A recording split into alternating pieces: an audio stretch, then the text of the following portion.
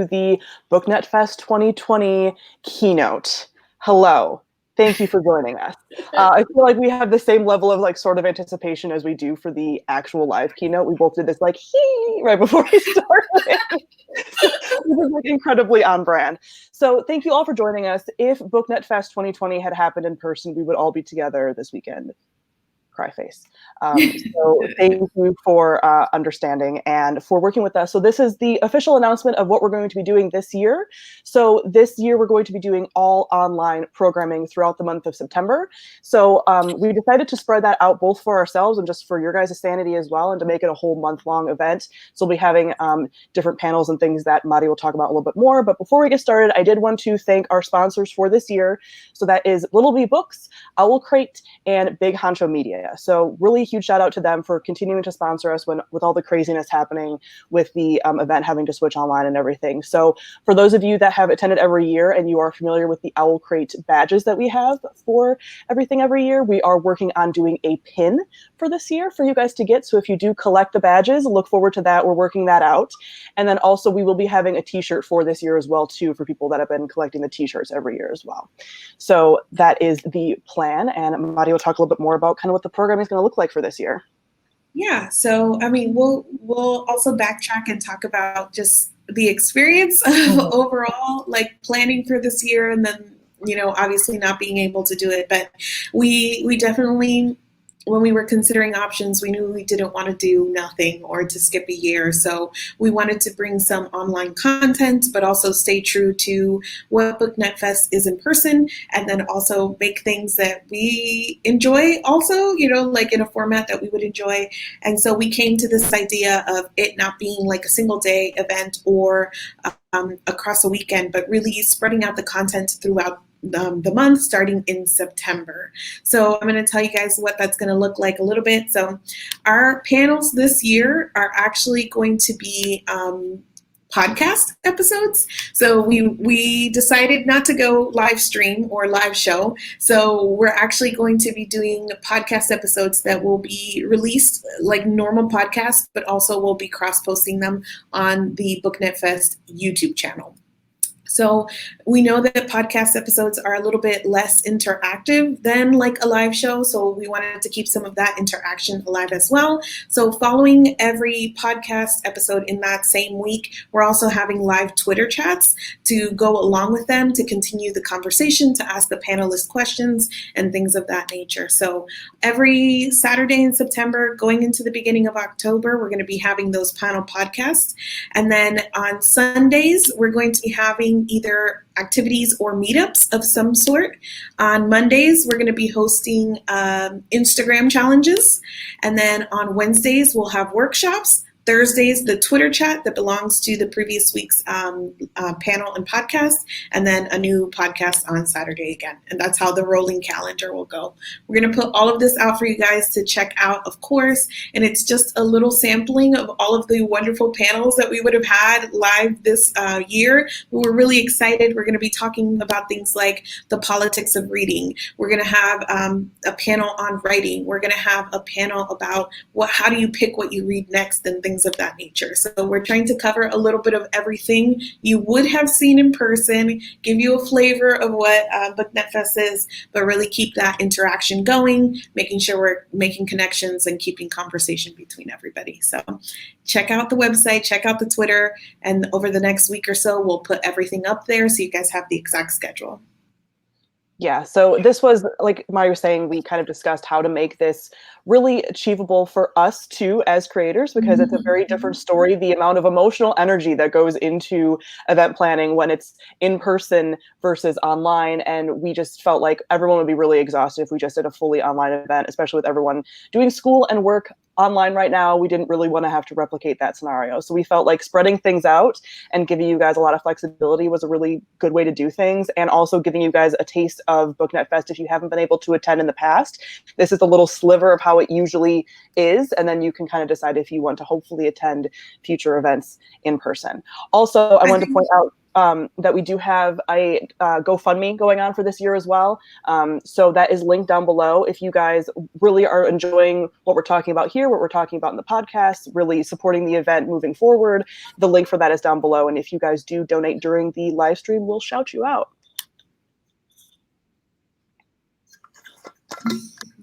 I was gonna say too that when we were considering like options for, panels are such a big part of what we do content-wise. So we were looking at it.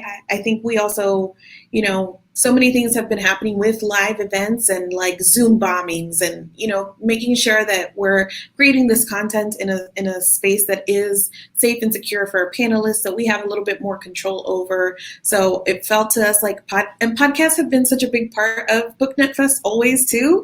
So this felt like a really natural thing for us to do in terms of bringing that conversation.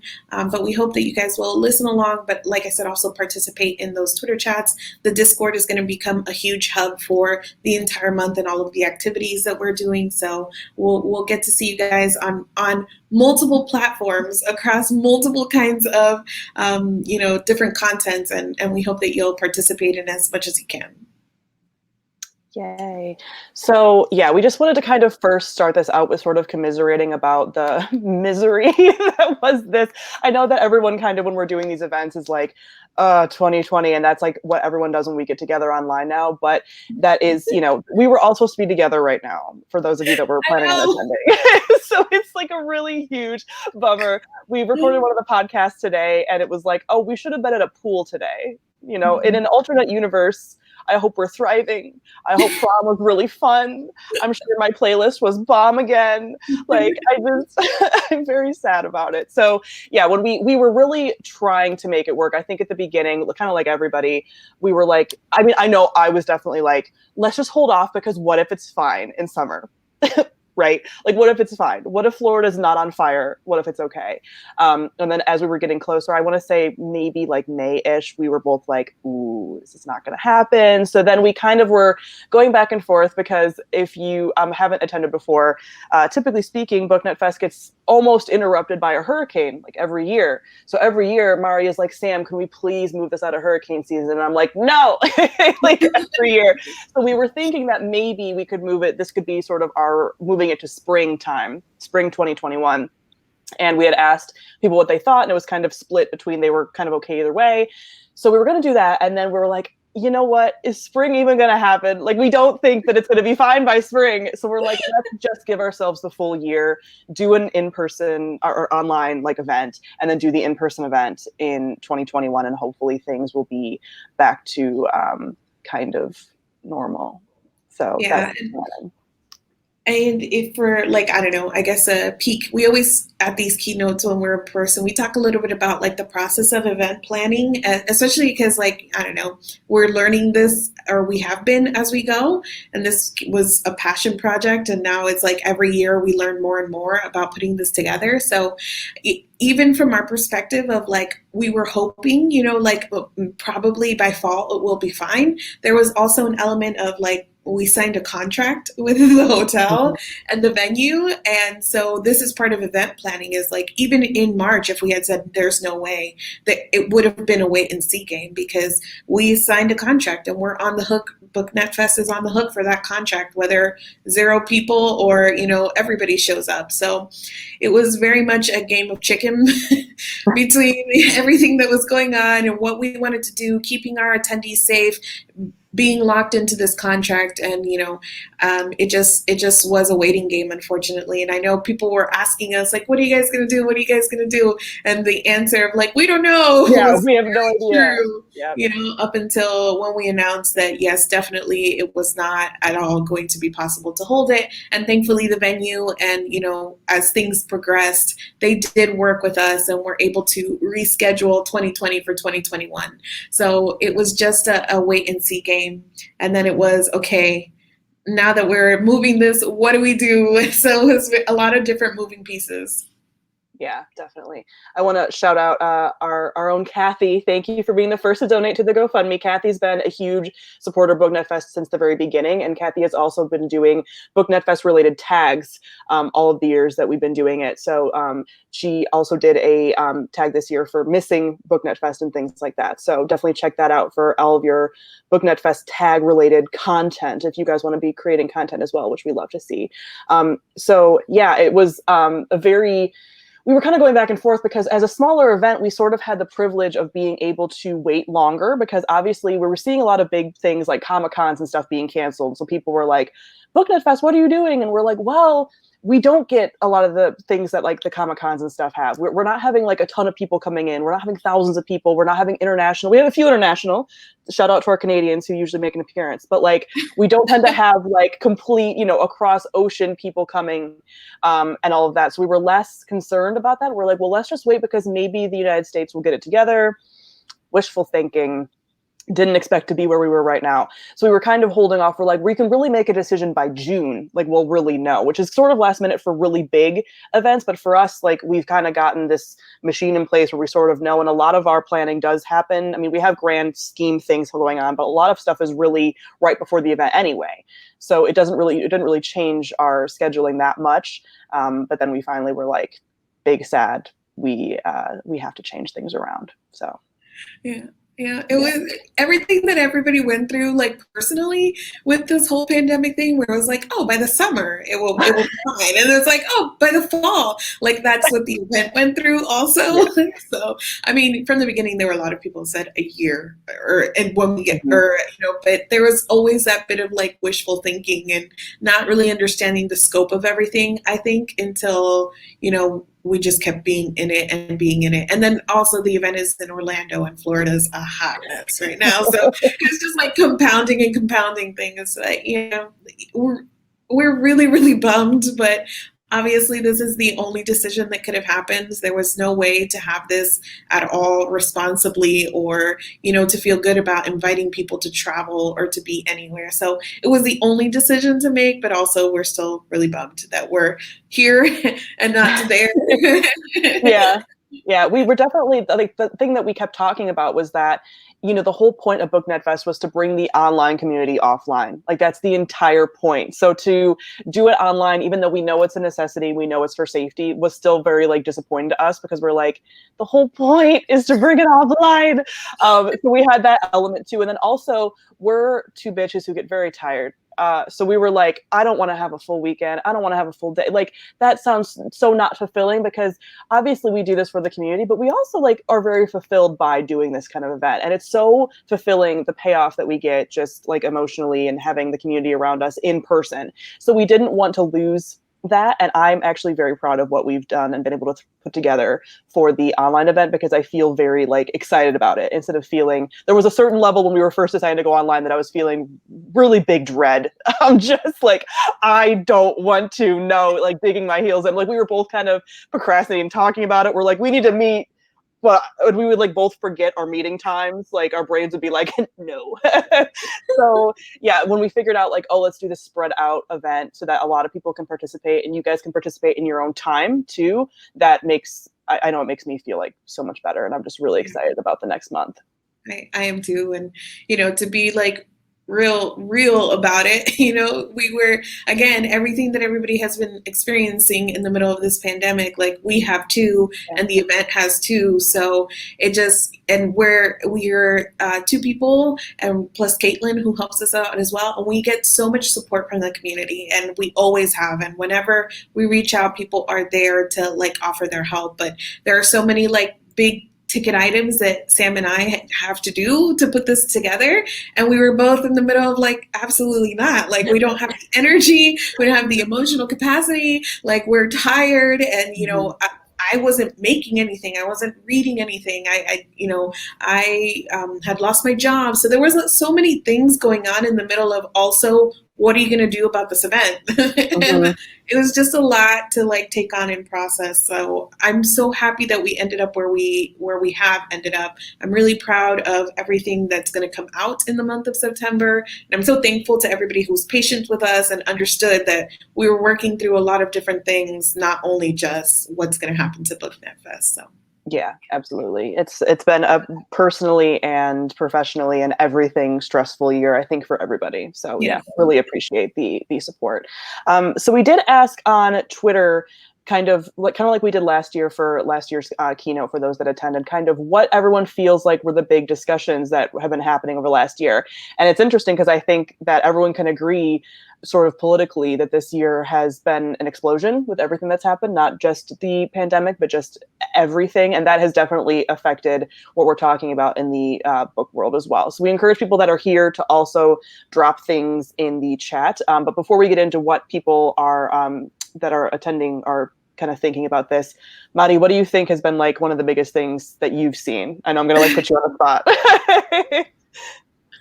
It's hard not to like. I was again. Time is so weird right now. Like I was trying to even think back to because this covers everything from like the end of last BookNet Fest to now, and my brain is trying to like rewind back, and I'm like, what even is like the end of last year? I don't know. So all I can think about is just kind of how much the entire Black Lives Matter movement like opened up several avenues of discussion within the book community. And so all of the conversations that have been happening there, the publishing paid me was one in particular that when people started sharing numbers, it was like it was very shocking that entire day following and the next few days following the hashtag and seeing the discrepancies in pay that were coming to light just because people were taking the time to share and say, hey, this is how much I got paid or whatnot. So I think that that was huge. But in general, all of the conversations about Black creators online and being Black in the booktube community was also like a huge thing. Lots of people came out with discussions and sort of how that has progressed, I think is, the biggest thing, probably also because it's like we're still in the middle of it. It's the most recent, but that is the one that came to my mind. Yeah, definitely. I feel like what you're saying about time too, I feel the same way because it's like, what even happened at the end of 2019? Like what, that's a fever dream, like that didn't happen. Like even the very beginning of 2020, I'm like, that wasn't real. Yeah. So yeah, there's definitely that. And I feel like, we've talked about this even in like group chats individually, but that people have so much more time right now due to everything that's happening due to the pandemic. So the discussions that we're having are happening at like a rapid fire rate, and things that I think wouldn't have gotten as much attention. Like obviously I still think Black Lives Matter and a lot of these things would have gotten attention, but even things at like a not lower level, but more like niche topics are getting much wider coverage within the community because people have the time to like sit there and dissect it and talk about it, because what else do we have to do? There's no longer the social distractions of like, oh, this thing's happening on Twitter, but I'm going to go hang out with my friends and I'm going to forget about it. Like, no, we don't have friends anymore. Like this is what we do now. So I think everything has been really, really huge this year. Like I can't even necessarily pinpoint because every week it's something else, Yeah. and they're usually building on each other. It's all one giant discussion, and it's really kind of hard to keep track. But it's great to be having these discussions, but it's just like it's constant. Yeah, I think, I mean, I guess we had this discussion at some point in the middle of like isolation, like to the good end of it, where we are having these really great and constructive discussions, but also the bad end of it, of like, anybody says anything and it feels like it's like whoosh, like everybody jumps on it and it can snowball because Mm-hmm. it almost is that feeling of we're all so online right now, or there's so much more time right now, or I don't know what the combination of events is right now, that it just feels like it really does feel sometimes like every week I'm logging onto Twitter and there's like some other big topic that's being discussed and I'm like, Yeah. so tired. Yeah, exactly. It is the emotional energy piece, which I think is so important to keep in mind because, I mean, is that side of things where it's like, yes, be engaged, pay attention. These things have been going on forever. People in marginalized groups cannot rest. So like invest, but also there's so much and it's so overwhelming that it's like you also do need to make sure that you are taking a step back when you need to not get exhausted, because there were times during isolation that's just like, I feel like everybody, no matter who you are, we're just like, I am so tired of having to fight these fights constantly because that's all we're doing. There is no reprieve and break for like, oh, I'm having, a social thing and I can kind of take a step back and then come back recharged. Like, I think a lot of us weren't recharging. And it is kind of like, I know when we put the question out, Brody was like, well, where do we even start? Because it's like, there's been so much to discuss. I think Mara in the comments also said, I've never had so many people asking me to talk about death of the author. And so I immediately was like, wow, was J.K. Rowling like that whole thing this year? It was like 3 weeks ago. Wow. Yeah. We do talk about this already. We already recorded this episode, but we talk about this a little bit in the Politics of Reading podcast about just like, not necessarily only death of the author, but like making these decisions and how your personal politics play into the things that you read and consider. But yeah, what a year for authors being messy on Twitter. Yep. And just I don't know, stepping in it. Like, yep. Honestly, with things that if they had just texted a friend instead of putting it on Twitter, like it would have been fine. Obviously, Rowling is a whole other thing. She's bigoted, and that is a very different thing. But there were so many other like just smaller author things that people were just getting on Twitter and just saying things they didn't need to say. Yep. Yeah, the amount of, and I think that's the thing is like the amount of time people have, they're going to Twitter, and then Twitter also has the time to rip you apart. I mean, more than like ever before. It's like people don't have anything else to do, y'all. Like, don't just put your stuff all over Twitter. Like, come on, get it together. But someone mentioned, and I forgot that this happened too, that I think it's Mackenzie Lee signing other authors, particularly of color's books, for like self-promotion, but promotion of a bookstore. Yeah. And that there's been a lot of situations with authors and creators just like yeeting themselves off the internet after these things happen. There's been a lot of just like the fleeing of Twitter that have happened and not kind of being willing to engage anymore for various reasons. And I mean, it goes back to this idea of like how do you balance, self-care, and for these authors, obviously, trying to back away from this huge thing that they made, but also taking accountability, because it feels so often that people get on Twitter, they drop these bombs, they cause all of this kind of harm, or they spark all of this conversation, and then they just back away and leave. And then it's kind of like, okay, so I understand the need to leave and to protect yourself and your mental health, but also where's the accountability piece of that as well? So it's been just kind of this cycle of people like coming in, dropping their bombs, everybody getting riled up, but then people just, like you said, eating off of Twitter and then being like, okay. Mm-hmm. Yeah, I think this has been an interesting year since the amount of things that we've seen, and not just in the book community. This is just like an internet-wide thing. I know the beauty community is like constantly blowing up, and just like YouTube in general, of people repeatedly, because it's happening so often, because everyone has time, not knowing how to apologize, like not knowing how to take accountability, not knowing how to take a step back, not knowing how to shut up and listen. So we're having that over and over. I think that's part of what also is really exhausting, is seeing like, not even if you're a group that's been affected, but especially if you are, just everybody kind of seeing these same stock apologies, the same, like following the same pattern of like apologizing, but not really, then like removing yourself from the narrative, and then it just happens again and again and again with different people over time, and sometimes the same people. So that has been kind of interesting to watch happen in such closed timelines, because before it was like, oh, these things would be spaced out, but with months in between, and so people might forget that this is how everyone does things. And then now we have this very apparent, like, okay, this happened 2 days ago with someone else, you didn't learn from them doing it that you should do things differently. So that's been interesting. And I honestly feel like I'm always hearing people talk about like how to apologize if you mess up, and I feel like it is common-ish knowledge, but then people keep messing up and apologizing bad. And I'm like, do we talk about this all the time? Yep. Yeah, the lack of wanting to take accountability, which I get. As humans, it's very hard for us to admit that we did something wrong, especially if the intention wasn't to do something wrong. But as we've learned, because people keep screaming it, it's not the intention. It's about what the ramifications are and the consequences of your actions.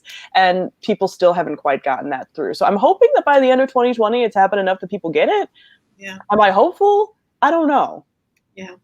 I mean, I think I'm sure it will like come up to my head, but I'm also thinking about like positive or on like, more neutral sort Mhm. of grounds of like the things that we've seen over the last year.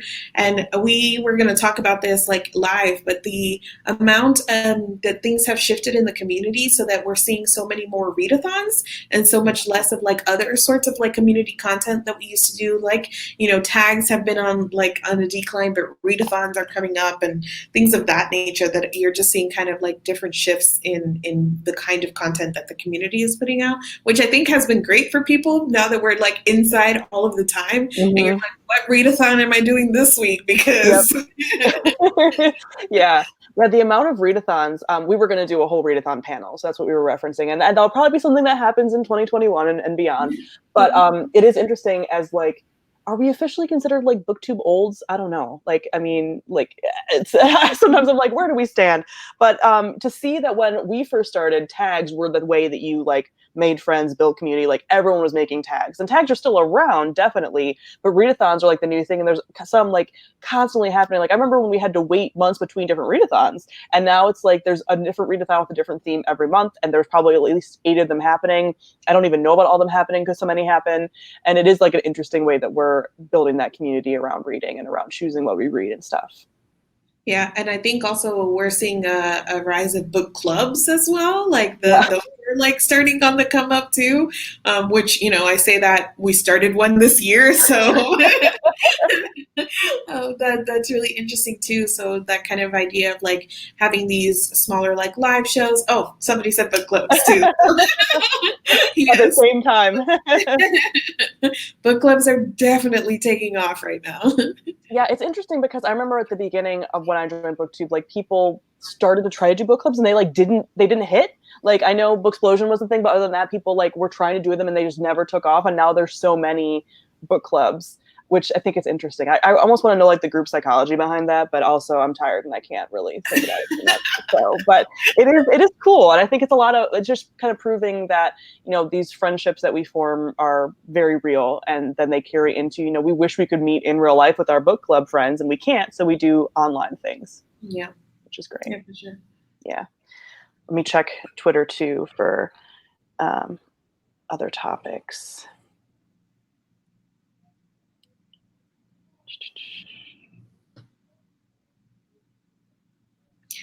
I'm looking at Kathy saying she would love a readathon panel.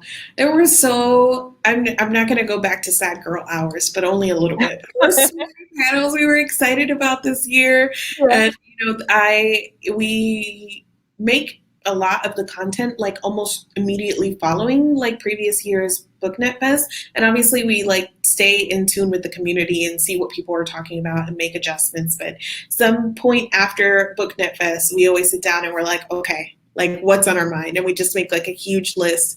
And there were so many great things that were on this year's list. And obviously there are things that they can carry over to 2021 and hopefully will still be, and there are things that I know will still be applicable or whatnot. But yeah, Mm-hmm.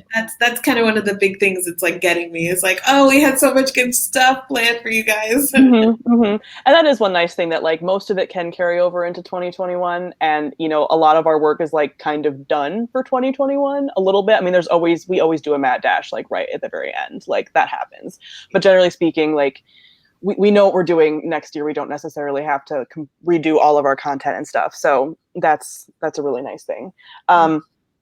One of the things that we had people talking about is ensuring safety with when you kind of touched on it earlier, Mari, with like the Zooms and stuff that people are doing to try to build community still currently, because I feel like that's going to be a thing that's going to be happening now for months still, and especially like author safety in some of these Zoom calls where it's August now, and there's been a lot of these events that have happened that have had targeted racism, and bookstores haven't quite learned still how to do a protected Zoom and to have moderators and to make sure that everyone is safe, particularly for authors that have been targeted multiple times. So I think the community having to sort of like catch up. I know the creator side of the community is like pretty tech savvy, generally speaking. It is interesting to watch bookstores and publishing like scramble and not know what they're doing, and Right. not reaching out to people in the other part of the community to be like, how do we do this safely? Like they still haven't figured it out months into it.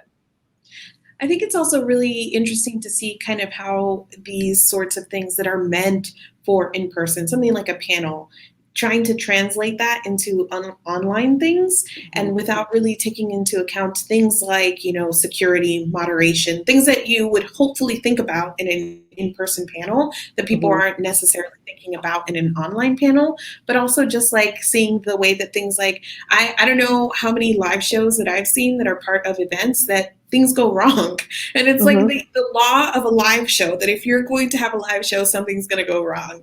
And so kind of working around that or not being able to because people aren't prepared and then also I just think that there is a certain skill that it takes to be on a panel in person, but also a certain skill or personality that it takes to be online and to do this or have this interaction. So seeing the ways that can and cannot translate in like different live shows, I think has been interesting. It's made me think about like the planning of content from a different angle because that's the part of this that I'm always like, ooh, content like planning and getting that sort of mix right is always really interesting. But being mine has definitely introduced like a different element of that.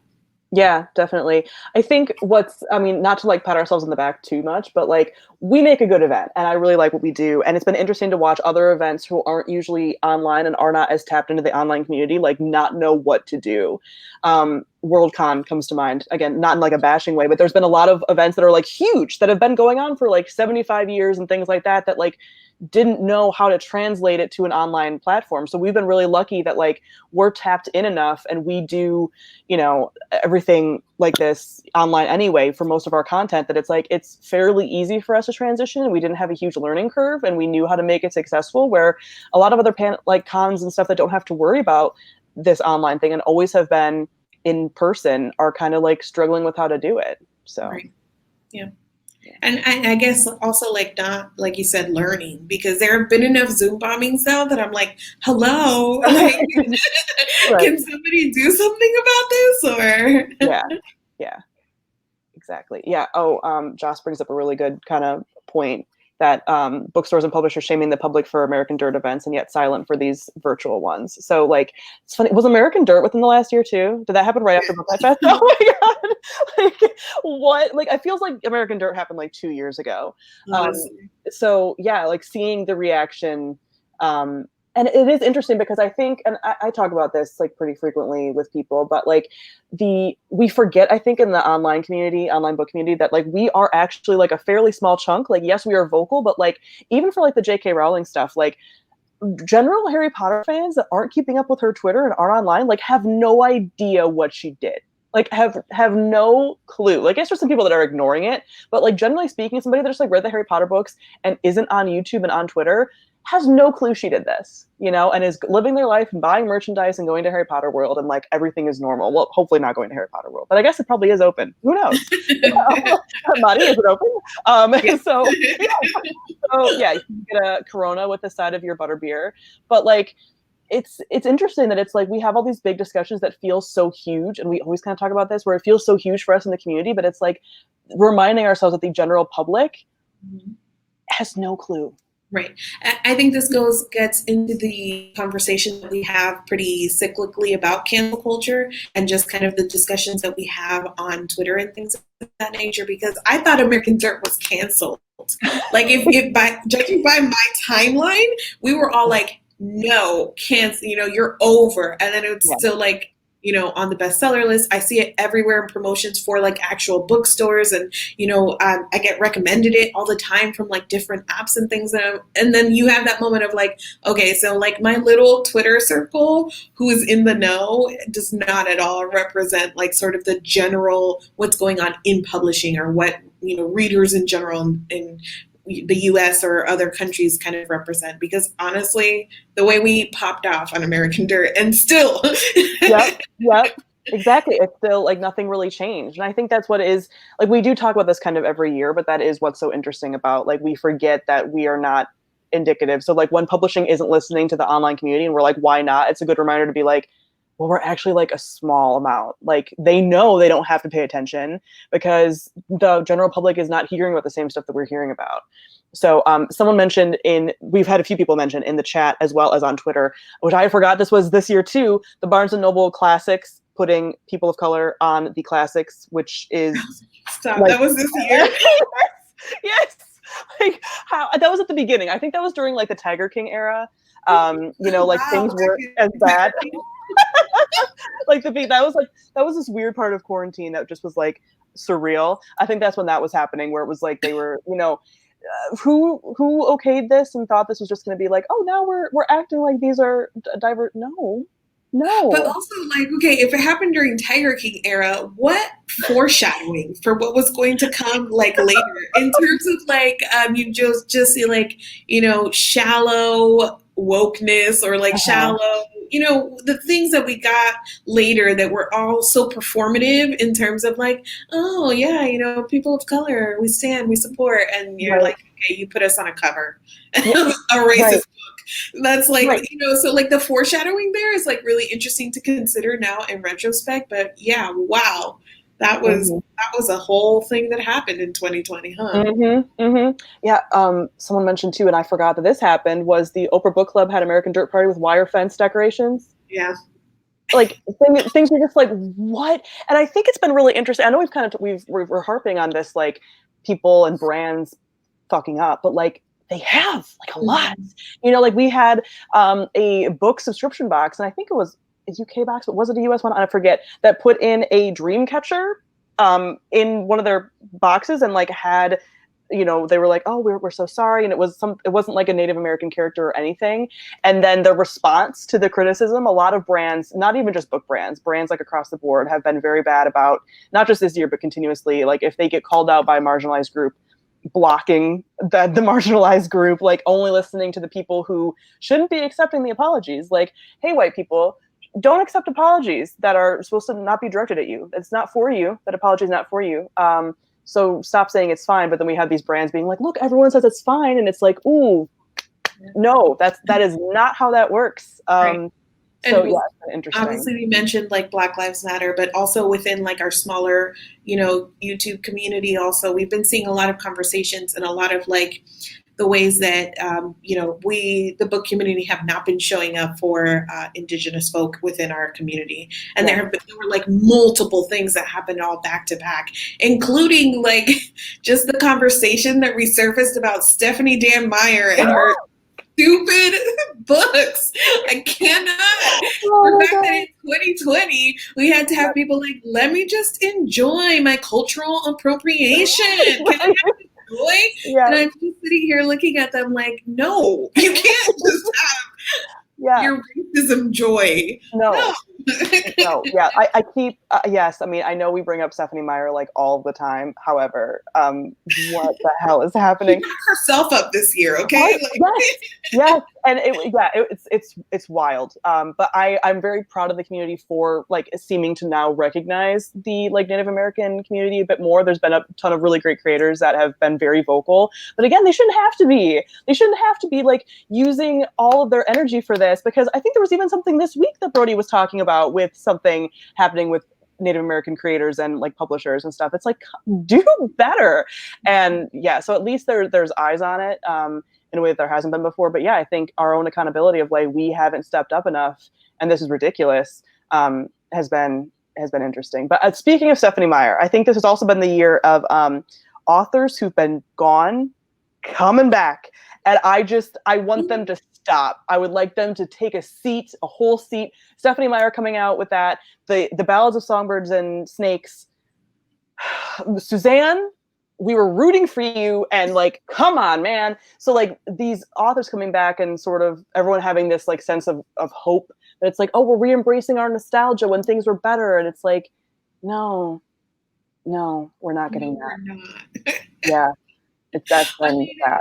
Yeah, I'm sure there are people out there who like enjoyed Songbirds as like an entry. You're talking to two people, or you're listening to two people who did not.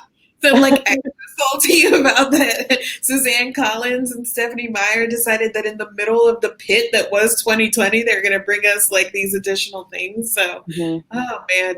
But also, yes, the flashbacks, the throwbacks, the coming back to the series so many years later. Oof. Yeah. Not to just make this like a whole call out of brands panel, but however, like there's been so much this year. Alexa pointed out the book of the month drama happening. Well, book of the month wasn't American Dirt a book of the month pick, so that's like a whole thing. And then there was a lot of this affiliate finding that was mostly that this really affected the online book community again, where it was like they were searching for influencers to work with. They got a ton, mostly smaller influencers on board with it. And then after a couple months of just this being flooded, they were like, oh, wait, you actually have to sell this many. And then I think they shut it all down completely after like a couple more months after that. So that was a very interesting thing that was much more, again, centered around influencers that we all knew about and like content creators that we all knew about. But like someone else getting book of the month every month, like would have never even knew that was happening. Right. So, and then then after that, like the larger conversation about influencers, because Book Outlet made some trash statements, and then like after that people were looking at affiliates on Book of the Month and just looking at how non-diverse they were, which Book of the Month came out with an apology after that was a little more substantial than other ones that I had seen, but it was like a few Book of the Month things that happened just like back to back. So yeah, it was a lot. So yeah, it's just I want to be a fly on the wall in a lot of like brand offices these days to be like, can y'all read the room before you do dumb shit? Because like at this point, I'm like sort of similar to how we were talking about like the Zoom things. Like y'all should have learned by now. But also like it is August. It is the end of August. Like you guys haven't learned to like tread lightly, like double, triple, quadruple check everything. Like run it by, sensitivity readers and things like that. Like stop. You have the time. Everyone's working from home, chilling. Just like, come on, man. So, yeah, it's interesting to see how the rest of this year is going to play out as well. Yeah. So. It's been a definitely a wild one. Yeah. And honestly, when you first asked me, 20, 30 minutes ago, I was like, I can't remember a single thing that happened. And now everybody's like, remember this, remember this. Yeah, well, because it's like a whole blur. I know that everyone has talked about how like time has no meaning anymore. Like my birthday happened, this month, a couple weeks ago, and it was like aging doesn't happen anymore because time has no meaning. Your birthday's coming up, same kind of thing. So it's just like stuff that happened at the end of last year is like that happened like 6 months ago. What?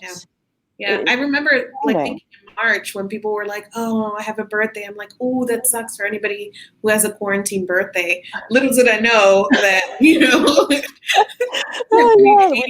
of us would be going through this. Yeah. So we've talked about like some of the things mostly negative that have happened this year, but what are your hopes, and everyone else that's in the chat, what are your hopes for the future and for the next year when we meet again at BookNet Fest 2021? I hope, it's kind of always the hope. I think of the book I'm Still Here by Austin Channing Brown. So it's like, it's nonfiction. So it's just about her life and her experience, being Black in academia and in the church and in faith. And so she goes into a lot of different things. But one of the things that I always think about from that book is her sort of take of like, she doesn't necessarily expect things to get better in her lifetime, but she hopes that they will. And it's like operating from that hope that keeps you working towards things. And that's kind of where I am. It's hard to be like, I don't want to be like a Debbie Downer, but things are rough right now. Yeah. So when you're sitting in the middle of it, but you always, I do have hope that things will get better within the book community, and especially for BIPOC creators, and this being like a better space for us to create and for authors who are in publishing to be able to tell their stories and get the support from publishing that, we see that non-Black and POC often receive and things of that nature. So like I have hope, and I every time we continue to have these conversations, I think about the fact that, even though we talked about how this is just like a small group of us in Twitter, but every time we have the conversation, like hopefully that's reaching somebody new. Yeah. And, you always get this, you hear this thing of like, well, you can't change anybody's mind, but I feel like I've learned so much from the community, and Yeah. my mind has changed about so many things because of the things that I've learned online and through this community. So that I hope that as we continue to have conversations, as we continue to mess up and do better and apologize and grow, that we are kind of reaching new people, changing things, and we can continue to be more inclusive and safe spaces Mhm. for people, and readers and creators. Yeah, yeah.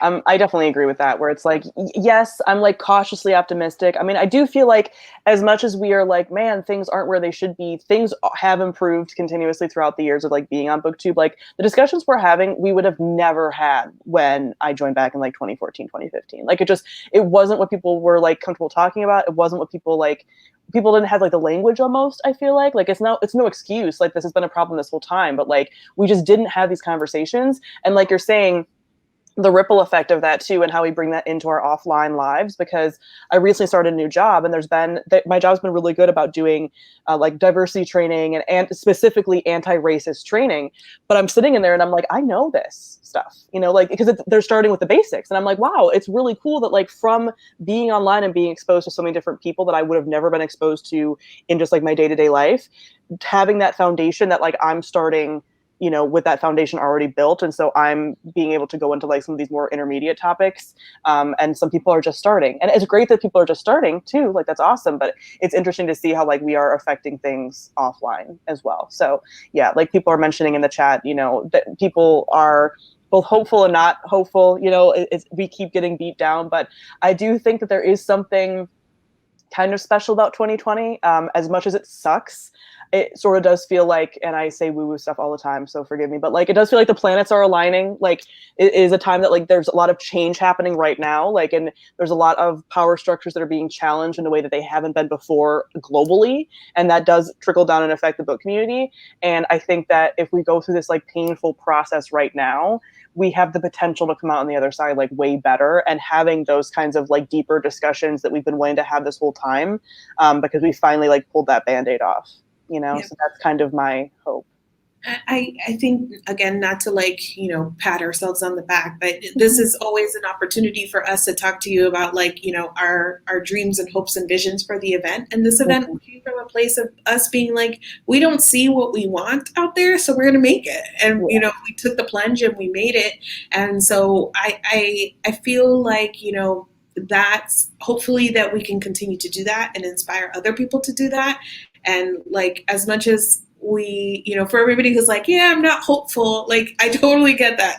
And, I feel that way too. But at the same time, I hope that we can get to a place that where we can affect change, or where we can do the things that we're not seeing, that we're also taking that on and doing them, like I said, where we can. So for BookNet Fest, I hope that, because these are the things that we've always been interested in talking about and highlighting, and our very like mission for our nonprofit event, like we founded it in this idea of we wanted to create these safe spaces for people who are not often listened to express themselves and to express their love of reading. So I hope that now that more people are keyed into the conversation, that would tie into like growth for BookNet Fest, and more people willing to come and like chat with us and participate in the event and things of that nature. Mm-hmm, mm-hmm.